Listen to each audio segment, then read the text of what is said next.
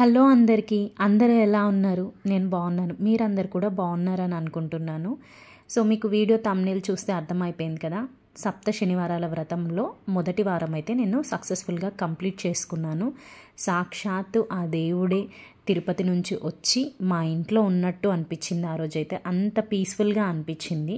So early మార్నింగే లేచేసి నేను ఇల్లంతా క్లీన్ చేసుకొని మాప్ చేసుకొని నేనైతే పూజకి అన్నీ రెడీ చేసుకున్నాను. బిఫోర్ డేనే నేను హెడ్ బాత్ చేసి దేవుడికి సంబంధించిన పూజ సామాన్ అంతా ఆ రోజే శుక్రవారం రోజే తెచ్చేసుకున్నాను అనమాట. సో నేను ఈ వ్రతము గత 4-5 మంత్స్ నుంచి చేసుకుందాం అనుకుంటున్నాను, కానీ అసలు ఎందుకు పోస్ట్పోన్ చేస్తున్నాను అనేది కూడా నాకు అర్థం అవ్వలేదు. ఎందుకు అంటే నేను వర్కింగ్ కాబట్టి నాకు కుదురుతుందో కుదరదో, మళ్ళీ నాకు ఎలా అంటే నా మైండ్ సెట్ చేసుకుంటే పీస్ఫుల్గా ప్రశాంతంగా చేసుకోవాలి అండ్ చేసుకుంటే కరెక్ట్గా మంచిగా చేసుకోవాలి అనే థాట్ నాకు. హడావిడిగా చేసేసి ఏదో చేసామా అంటే చేసామా అన్నట్టు చేయడం నాకు ఇష్టం ఉండదు. సో ఇక్కడైతే ఇలా అన్ని పనులు చేసేసుకొని స్టవ్ అంతా క్లీన్ చేసేసుకొని ఇంకా నేను బాత్ చేసి వచ్చాక నేను దేవుడికైతే నైవేద్యం పెట్టాను. చాలామందికి చాలా రకాల డౌట్స్ ఉంటాయి, అంటే ఎలా స్టార్ట్ చేయాలి ఏంటి అనేది. మీరు ఏ శనివారం అయినా స్టార్ట్ చేసుకోవచ్చు. నేను కార్తీక మాసం కాబట్టి నేను స్టార్ట్ చేసుకున్నాను. అది ఆ రోజు సంకష్ట అన్నమాట. ఆ రోజు అయితే స్టార్ట్ చేసుకున్నాను. ఇంకా ఆల్రెడీ బాత్ చేసేసి వచ్చేసి మనము దేవుణ్ణి కూడా అయితే తూర్పు వైపు పెట్టేటట్టు మనం చూసుకోవాలి మ్యాక్సిమం. సో దేవుడికి సంబంధించిన సామాన్ అంతా నేను తెచ్చేసి పెట్టుకున్నాను అనమాట ముందు రోజే. మీరు ఒక్కసారి తెచ్చుకుంటే సరిపోతుంది. అదే మనకి ఎన్ని వారాలైనా 7 వీక్స్ వరకు మనం యూస్ చేసుకోవచ్చు. ఇలా వ్రతం పేరు చెప్పి ఎక్కువ ఖర్చు పెట్టాల్సిన అవసరం లేదు. మనం ఉన్న వాటిలోనే చేసుకోవచ్చు. చాలామందికి చాలా డౌట్స్ వస్తాయి. సో మీరు ఫోటో ఒకటే పెట్టి చేసుకోవచ్చు, లేకపోతే కలశం కూడా పెట్టుకోవాలంటే పెట్టుకోవచ్చు. అది మీ ఓపిక. అండ్ పిండి దీపాలు అనేది కంపల్సరీ. 7 పిండి దీపాలు చేయాలి అని మ్యాండేటరీ ఏం లేదు. ఒక్క దీపం చేసి అందులో 7 వత్తులు వేసినా సరిపోతుంది. ఎవ్రీథింగ్ అనేది మీ ఓపికను బట్టి ఉంటుంది. ఇక్కడ మనము ఫస్ట్ ఏదైనా పూజ స్టార్ట్ చేసే ముందు మనము ఏ వ్రతం చేసుకున్నా కానీ గణపతి పూజ కంపల్సరీ చేస్తాము. సో నేనైతే ఫస్ట్ ఇలా మనము పసుపుతో మనము గణపతిని చేసుకొని తర్వాత దేవుణ్ణి ఆహ్వానం చేసుకోవాలి. మనము దేవుణ్ణి ఆహ్వానించాలన్నమాట. సో అలా మనము గణపతి పూజ చేసుకున్న తర్వాత కలశం పూజ చేసుకున్న తర్వాత మనం శనీశ్వర దేవుడిని, సో మనము ఈ సప్త శనివారాల వ్రతం కూడా మనం మెయిన్ ఇంపార్టెంట్ శనీశ్వరుడికి చేస్తామన్నమాట.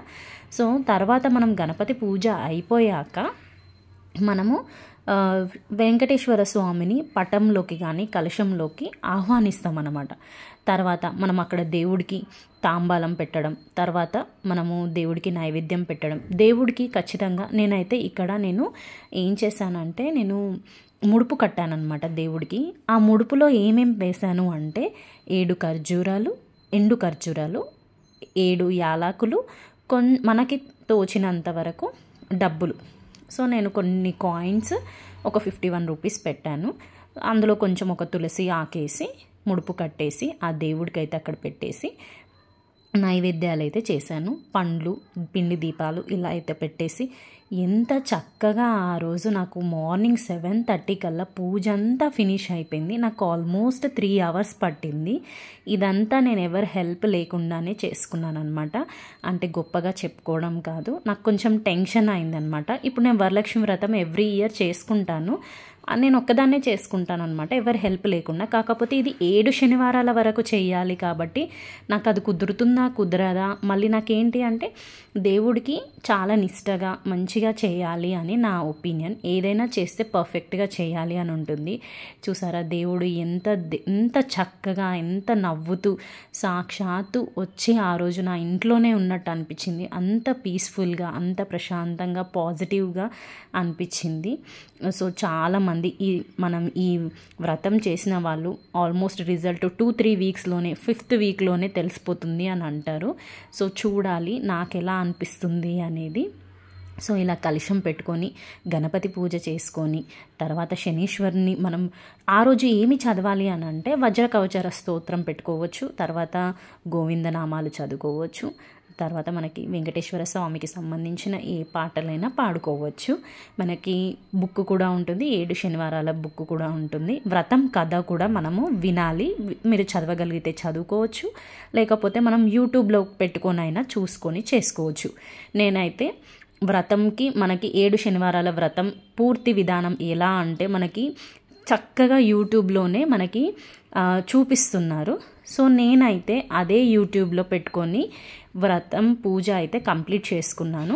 ఇక్కడ గణపతి పూజ చేసుకొని తర్వాత కలశం పూజ, తర్వాత దేవుణ్ణి ఆహ్వానించి గణపతిని, తర్వాత వెంకటేశ్వర స్వామిని కూడా కలశంలోకి ఆహ్వానించి తర్వాత మనం నైవేద్యాలు పెట్టి దీపాలు పెట్టి ఇక్కడ మనము దేవుడికి కంపల్సరీగా పానకం, వడపప్పు, పిండి దీపాలు, మీరు ఏదో ఒక లడ్డు మాత్రం చేసి పెట్టుకోవచ్చు, మీ తాహతకు తగ్గట్టు పెట్టుకోవచ్చు.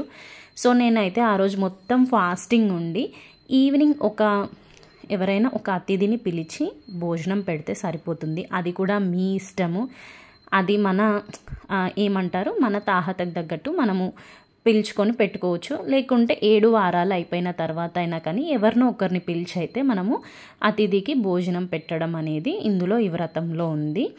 అండ్ అది మన ఇంట్రెస్ట్ అన్నమాట. ఇలా నా మొదటి వారం అయితే కంప్లీట్ అయింది.